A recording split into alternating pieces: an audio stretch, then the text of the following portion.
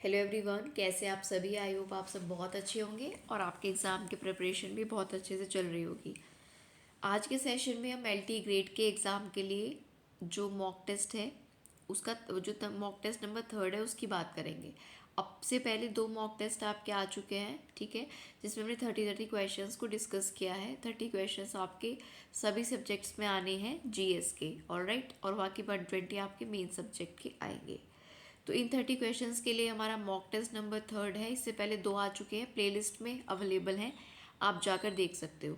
तो चलिए बिना देरी के शुरू करते हैं आज के सेशन को। पहला क्वेश्चन है, किस मुगल सम्राट के शासन काल में दीन इलाही धर्म की स्थापना हुई थी। ठीक है, बाबर, औरंगज़ेब, अकबर और शाहजहाँ। मैं चाहती तो इनको वन लाइनर फॉर्म में भी रख लेती, लेकिन आपको एक एग्ज़ाम वाली फील देने के लिए इनको हमने ऑब्जेक्टिव टाइप में रखा है, जिससे पहले आप क्वेश्चन पढ़ो, फिर अपने आंसर मार्क करो, फिर आंसर को चेक करो। ठीक, तो दीन इलाही जो धर्म की स्थापना हुई थी वो अकबर के समय में हुई थी। ऑप्शन नंबर सी जो है वो आपका करेक्ट आंसर हो जाएगा। ऑप्शन नंबर सी, अकबर के समय में दीन इलाही धर्म की स्थापना हुई थी। अगला क्वेश्चन है, सरस्वती नदी का उल्लेख किस ग्रंथ में मिलता है। सरस्वती नदी का उल्लेख कौन से ग्रंथ में मिलता है। रामायण में, ऋग्वेद में, महाभारत में या फिर उपनिषद में। ठीक है, तो यहाँ पर आपका सेकंड क्वेश्चन का आंसर हो जाएगा ऑप्शन नंबर बी, ऋग्वेद में। सरस्वती नदी का उल्लेख कौन से ग्रंथ में मिलता है।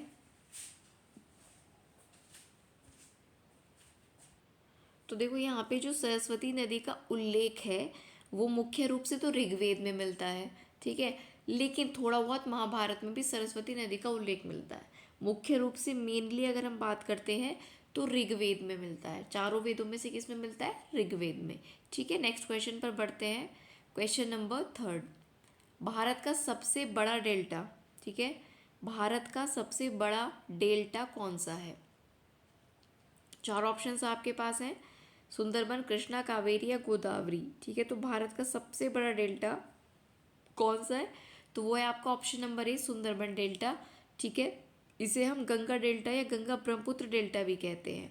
भारत का सबसे बड़ा डेल्टा सुंदरबन डेल्टा है और इसको हम गंगा डेल्टा या गंगा ब्रह्मपुत्र डेल्टा भी कहते हैं। ठीक है, इसको आप याद रखना। ठीक, नेक्स्ट क्वेश्चन की बात कर लेते हैं। क्वेश्चन नंबर 4, डीपीएसपी जो राज्य के नीति निर्देशक तत्व होते हैं वो संविधान के किस भाग में आते हैं।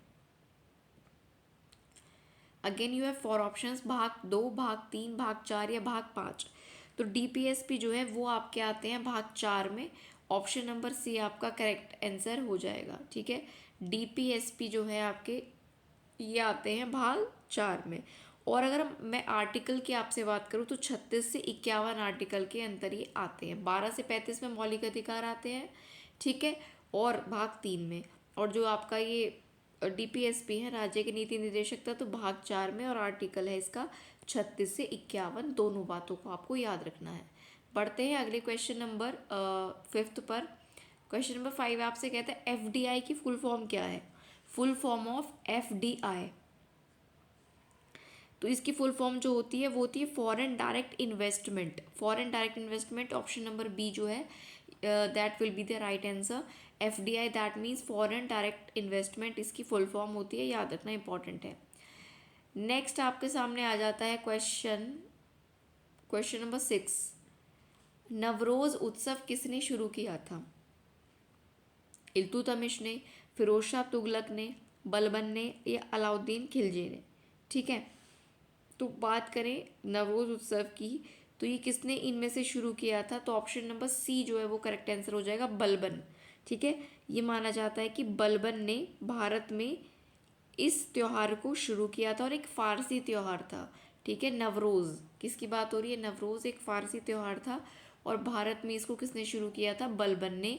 ये आपको याद रखना है। ठीक है, बढ़े नेक्स्ट क्वेश्चन पर।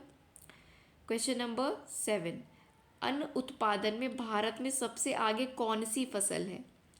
कौन सी फसल में भारत अन्न उत्पादन में सबसे आगे है। चावल में, गेहूं में, दालों में, ठीक है, या गन्ने में। तो इनमें चारों ऑप्शंस में से बात करें तो दूध में, देखो दूध में, दालों में और जूट में, तो यहाँ पर जो ऑप्शन है दाल जो होगा वो करेक्ट आंसर हो जाएगा। भारत वैसे दूध उत्पादन में, दालों के उत्पादन में और जूट के उत्पादन में फर्स्ट नंबर पर आता है। इनमें से अगर बात करें तो भारत सबसे आगे किस में है? दालों में है। ऑप्शन नंबर आपका सी जो है वो करेक्ट आंसर हो जाएगा। एक सेकेंड, दालों में, चावल में, एक मिनट रुकना। देखो यहाँ पे ना भारत सबसे आगे किन में है, तो यहाँ पर दाल जो है ये ऑप्शन करेक्ट है। इसमें भारत नंबर 1 पे आता है। और दाल के अलावा मैंने आपको जूट बताया है और दूध बताया है, इसमें भारत पहले पर आता है। चावल में ऑल ओवर वर्ल्ड भारत दूसरे स्थान पर आता है।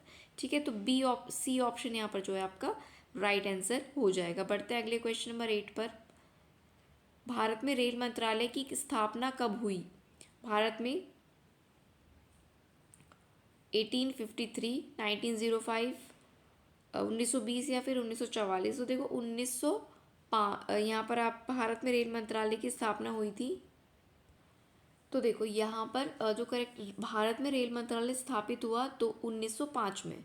ठीक है, कब स्थापित हुआ? 1905 में स्थापित हुआ। भारत में रेल मंत्रालय जो है वो 1905 में स्थापित हुआ। लेकिन 1944 में क्या हुआ? जो सभी रेलवे कंपनी थी उनको भारत सरकार ने अपने अधीन कर लिया था।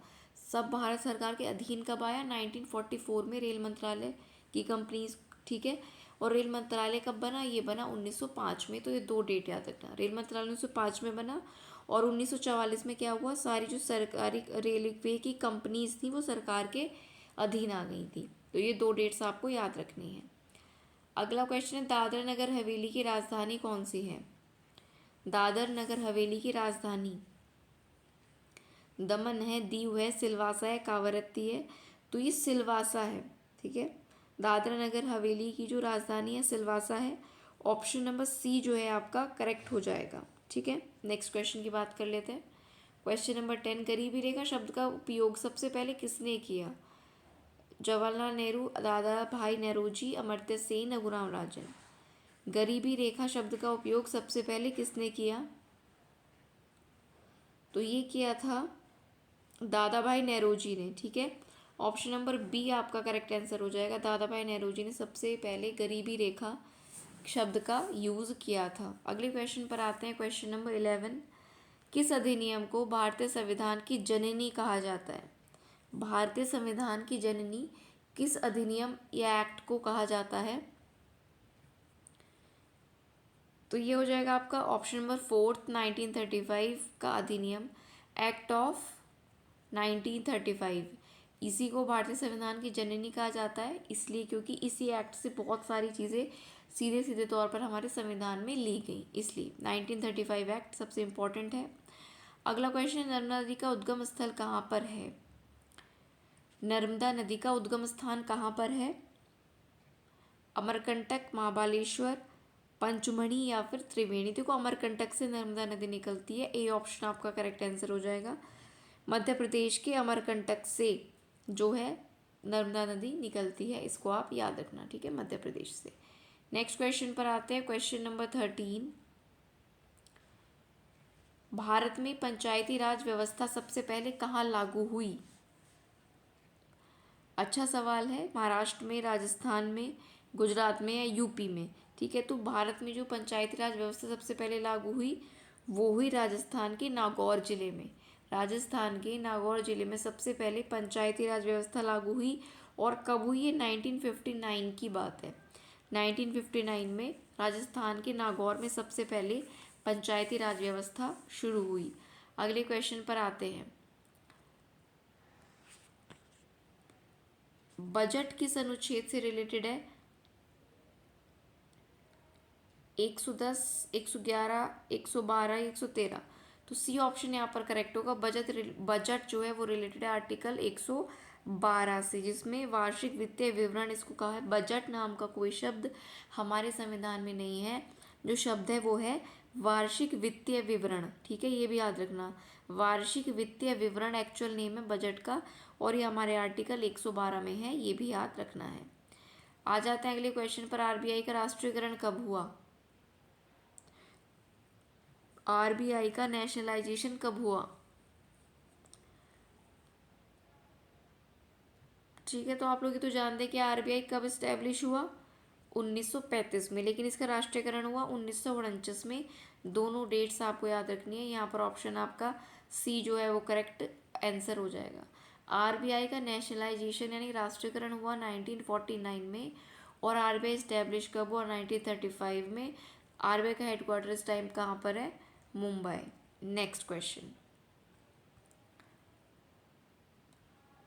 स्वतंत्रता मेरा जन्मसिद्ध अधिकार है, ये किसने कहा था? स्वतंत्रता मेरा जन्मसिद्ध अधिकार है और मैं इसे लेकर रहूँगा, ये जो शब्द थे ये थे बाल गंगाधर तिलक के। ऑप्शन नंबर बी आपका करेक्ट आंसर हो जाएगा।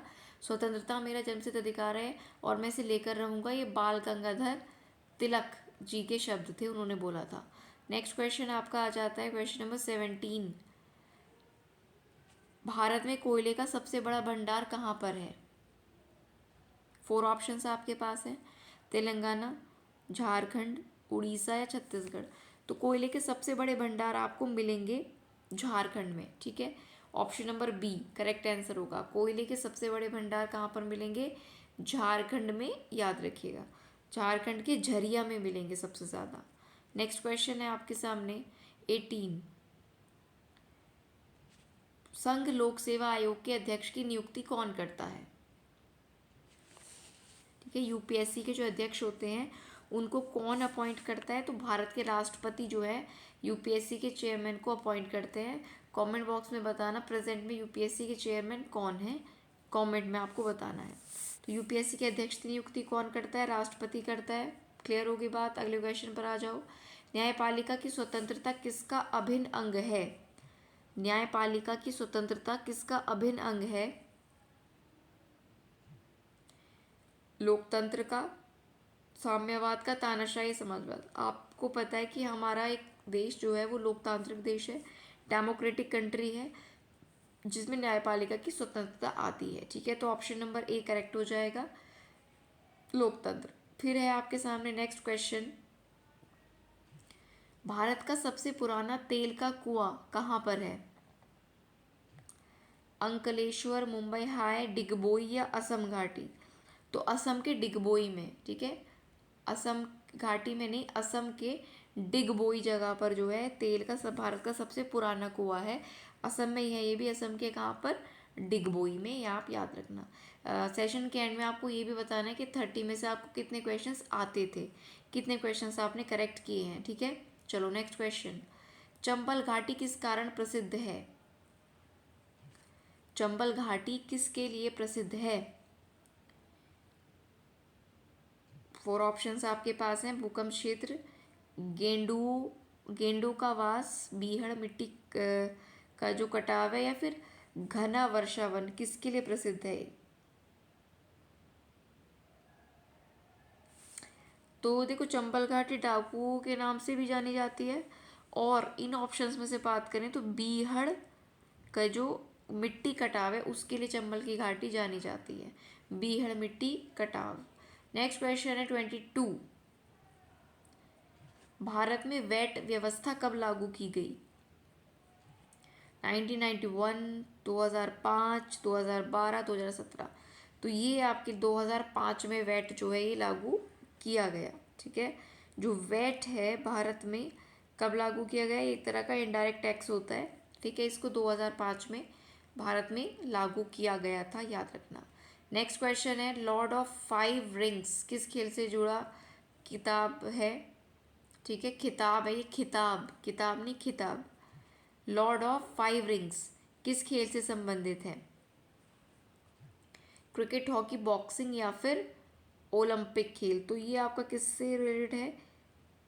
रिंग्स की बात इसमें हो रही है, ठीक है। किससे रिलेटेड है ये? तो ये बेसिकली एक गेम है, लेकिन इसके नाम पर एक किताब है, ये किताब ही है, सॉरी, ठीक है। ये एक गेम है लेकिन इससे जुड़ी क्या है, एक किताब भी है। ये ओलंपिक गेम्स की किताब है, ठीक है, जिसपे जो जो गेम्स ओलंपिक में इंक्लूड होते हैं वो आते हैं। तो लॉर्ड ऑफ 5 रिंग्स में ये ओलंपिक खेल की किताब है, ये आप याद रखना। नेक्स्ट क्वेश्चन है, माउंट एवरेस्ट की ऊंचाई कितनी है? What is the height of mount Everest? तो ये 8,800 49 मीटर आपका जो है वो सही आंसर हो जाएगा। 8,849 मीटर जो है आपकी माउंट एवरेस्ट की हाइट है, ऊंचाई है, याद रखिएगा। अगले क्वेश्चन पर आते हैं। प्लासी का युद्ध किस वर्ष हुआ था? प्लासी का युद्ध कब हुआ था? 1757, 1761, 1526, 1857। तो प्लासी का युद्ध हुआ था आपका 1757 में। ठीक है, 1757 में प्लासी का युद्ध हुआ था। ये ब्रिटिश ईस्ट इंडिया कंपनी, ठीक है, ब्रिटिश ईस्ट इंडिया कंपनी और बंगाल के नवाब सिराजुद्दौला के बीच हुआ था। ठीक है, और ब्रिटिश इसमें जीते थे। तो प्लासी का युद्ध 1757 में हुआ। ठीक है, ब्रिटिश और किसके बीच? बंगाल के नवाब सिराजुद्दौला के बीच, और ब्रिटिश आर्मी उसमें जीती थी। तो ए ऑप्शन आपका यहाँ पर करेक्ट आंसर है। बाकी अगर मैं बात करूँ 1761 में आपका पानीपत का थर्ड वॉर हुआ था, 1526 में पहला हुआ था, और 1857 की क्रांति को आप जानते ही हो। अगले क्वेश्चन पर आते हैं 26 पर। भारत में जनगणना कितने वर्ष में एक बार होती है? तो बड़ा ही सिंपल सा साधारण सा सवाल है। 10 साल में एक बार जनगणना होती है, ये आपको याद रखना है। पहली बार जनगणना भारत में कब हुई थी? 1872 में हुई थी। 1872 में पहली जनगणना हुई थी, और हर 10 वर्ष में होती है। कोविड के टाइम पर नहीं हो पाई थी। अगला है, भारत के प्रथम मुख्य चुनाव आयुक्त कौन थे? भारत के प्रथम मुख्य चुनाव आयुक्त कौन थे? बड़ा ही सिंपल सा और आसान सा सवाल है, लेकिन इम्पॉर्टेंट है। Sukumar Sen, option number D. Bharat के पहले मुख्य चुनाव आयुक्त कौन थे? सुकुमार सेन थे। बहुत इंपॉर्टेंट है, कई एग्जाम्स में पूछा गया है। तो ऑप्शन नंबर डी आपका जो है वो करेक्ट आंसर हो जाएगा। पढ़ते हैं अगले क्वेश्चन नंबर 28 पर। विश्व का सबसे बड़ा प्रायद्वीप कौन सा है? विश्व का सबसे बड़ा प्रायद्वीप कौन सा है? अरब, भारत, इबेरियन या कोरियाई? तो जो अरब प्रायद्वीप है ना, वो सबसे बड़ा है, याद रखना। अरेबियन जो आपका ये है सबसे बड़ा है, अरब प्रायद्वीप, इसको आपको याद रखना है। नेक्स्ट क्वेश्चन पर आते हैं। Question number 29। जीएसटी कब लागू हुआ था? 1 अप्रैल 2016, 1 जुलाई 2017। तो 1 जुलाई 2017 को जीएसटी लागू हुआ था। 1 जुलाई 2017 को डेट भी याद रखना, 1 जुलाई, और ईयर तो बहुत ज़्यादा इंपॉर्टेंट है, 2017। जीएसटी जीएसटी की फुल फॉर्म क्या है बताइए? जीएसटी की फुल फॉर्म क्या है? सिंपल सा है, गुड्स एंड सर्विसेज टैक्स। ठीक है, ग्रॉस डोमेस्टिक प्रोडक्ट है जीडीपी की फुल फॉर्म, और गुड्स एंड सर्विसेज टैक्स क्या है? जीएसटी की फुल फॉर्म है। 1 जुलाई 2017 को ही लागू हुआ था। और लास्ट क्वेश्चन है आज के सेशन का। सती प्रथा को कौन से गवर्नर जनरल ने समाप्त किया था? वेलेजली, बेंटिक, कर्जन या डेलहौजी? तो विलियम बेंटिक ने सती प्रथा को जो है एंड किया था, खत्म किया था। लॉर्ड विलियम बेंटिक ने सती प्रथा को खत्म किया था। ठीक है, ये याद रखना, इंपॉर्टेंट क्वेश्चन है। सती प्रथा को किसने खत्म किया था? विलियम बेंटिक ने खत्म किया था। ठीक है, ये आज का सेशन आपका यहाँ पर फिनिश होता है। आपको सिर्फ इतना करना है, वीडियो आपके किसी भी काम आया हो, आपको इम्पोर्टेंट लगा हो, तो वीडियो को लाइक कर देना। अपने जितने भी स्टडी ग्रुप्स हैं उनमें वीडियो को शेयर कर देना। और अगर हमारे साथ जुड़ के आगे भी आप तैयारी करना चाहते हैं तो please do subscribe the channel and press the bell icon, जिससे कोई भी वीडियो आए तो आपको डायरेक्टली नोटिफिकेशन मिल जाए। और भी डिस्कशन के लिए या अपने डाउट्स क्लियर करने के लिए आप हमारे टेलीग्राम से जुड़ सकते हैं, उसका लिंक डिस्क्रिप्शन में मिल जाएगा। तो आज आपके 3 मॉक टेस्ट जीएस के हो चुके हैं, यानी कि 90 क्वेश्चन हम कर चुके हैं। पहले भी 2 जो आ चुके हैं आपने नहीं देखे तो आप देख सकते हो, प्लेलिस्ट में आपको मिल जाएंगे। साथ ही साथ जो मैथ्स के स्टूडेंट्स हैं जिनका 6 दिसंबर को एलटी मैथ्स का एग्ज़ाम है या ईएमआरएस का है उसके बाद, तो उनके लिए भी क्लासेस मैं करवाने की कोशिश कर रही हूँ। एक क्लास आपकी आ चुकी है जिसमें हम एलटी 2018 का मैथ्स के पेपर के कुछ क्वेश्चन हमने सॉल्व किए हैं। बाकी भी नेक्स्ट क्लास आपको बहुत जल्द देखने को मिलेगी। तो जिस भी सब्जेक्ट से आप बिलोंग करते हैं बढ़िया तरीके से तैयारी करते रहिए, क्योंकि अब बैक टू बैक आपके एग्ज़ाम्स हैं। एलटी का है, उसके बाद ईएमआरएस है, उसके बाद इनके मेंस होंगे, फिर DSSB की डेट आ जाएगी तब तक, और केवीएस एनवीएस की भी आपके एग्ज़ाम तब तक लाइंड अप हो जाएंगी। ठीक है, तो ये सारी चीज़ें हैं, अच्छे से पढ़िए। 6-7 एग्ज़ाम्स हैं अभी, इनमें से किसी एक सीट पर तो आपको सिलेक्शन लेना ही लेना है, ये सोच कर पढ़ाई करिए। तो चलिए, लाइक शेयर सब्सक्राइब ज़रूर कर देना, और मिलेंगे नेक्स्ट वीडियो में। तब तक के लिए पढ़ते रहिए। Thank you so much.